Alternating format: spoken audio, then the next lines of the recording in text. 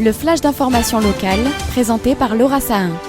Bonjour à tous et bienvenue dans votre flash d'information sur Radio JM. Nous sommes le mercredi 17 janvier et voici les titres de cette édition.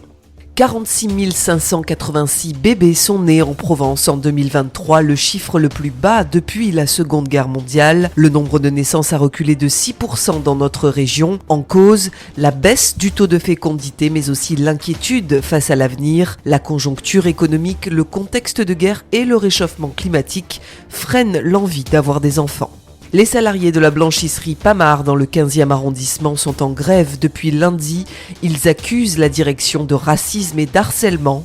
3 salariés ont porté plainte et tous continuent de bloquer l'accès au site. La direction n'a pas souhaité s'exprimer à ce jour.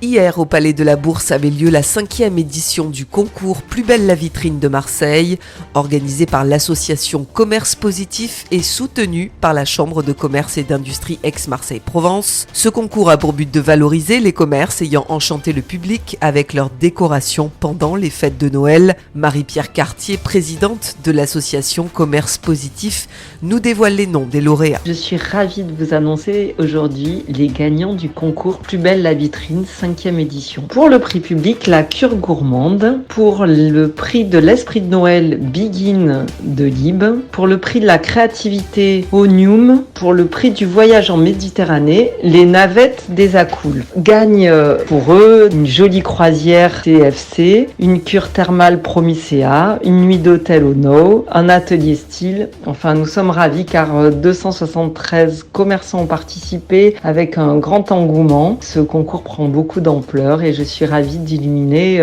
les vitrines dans tout Marseille.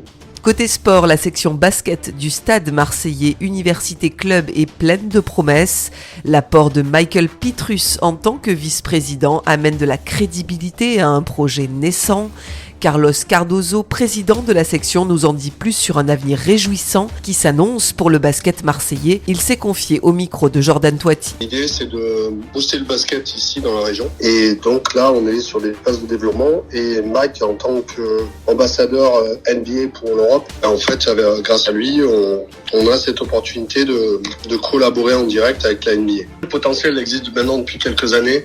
Depuis qu'on a développé un centre de formation qui a maintenant une dizaine d'années. Et là, on a à peu près 6-7 joueurs qui sont maintenant dans les clubs professionnels sur les générations 2004, 2006, 2007. Donc aujourd'hui, je dirais que la formation marseillaise fonctionne.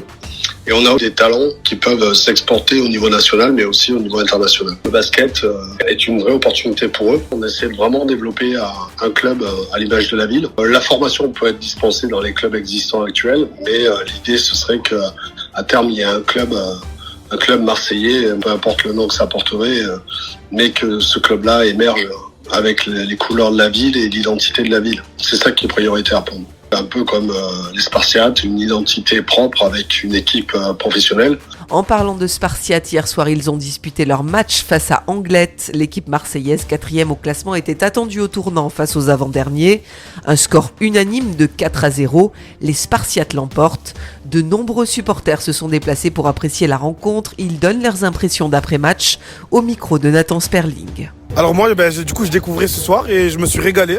C'est spectaculaire, on s'ennuie pas. Et franchement, ça va vite.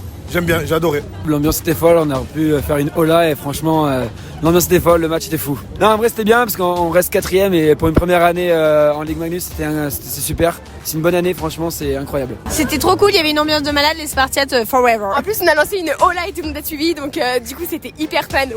Le mercredi, comme d'habitude, on vous parle cinéma. Notre chroniqueuse Émy Chiolard nous livre le film de la semaine. Retrouvez cette semaine la comédie d'Ali Mariar, Comme un prince. Souleymane, interprété par Ahmed Silla, a 27 ans et est champion de boxe en pleine préparation des Jeux Olympiques avec l'équipe de France. Il voit son avenir s'écrouler lorsqu'il se fissure les os de la main suite à une bagarre dans un bar. Souleymane se fait exclure de l'équipe et est envoyé au château de Chambord où il doit effectuer ses 400 heures de travaux d'intérêt général à ramasser les déchets dans les jardins.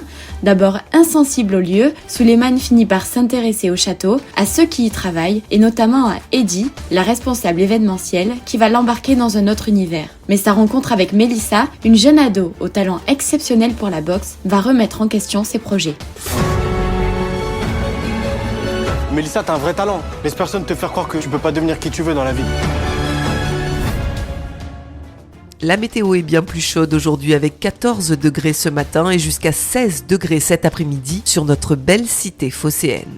Je vous donne rendez-vous à 13h pour l'invité de la rédaction. Je reçois aujourd'hui la figure locale incontournable quand on parle de paix. Il s'agit d'Ara Khatchadourian, homme de défi qui viendra nous révéler sa philosophie de vie, mais aussi son prochain grand challenge lors de la Journée internationale pour la paix le 21 septembre prochain. À tout à l'heure sur le 90.5. Tout de suite après ce journal, c'est l'Instant Mag de Magali Barthès. 44 ans de télévision, dont 30 ans de sport au service public.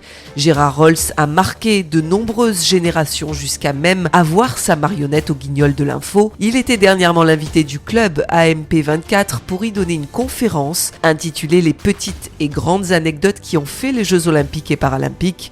Écoutez le reportage de Magali Barthès. À tout de suite sur Radio JM. Vous venez d'écouter le flash d'information locale présenté par Laura Sahin.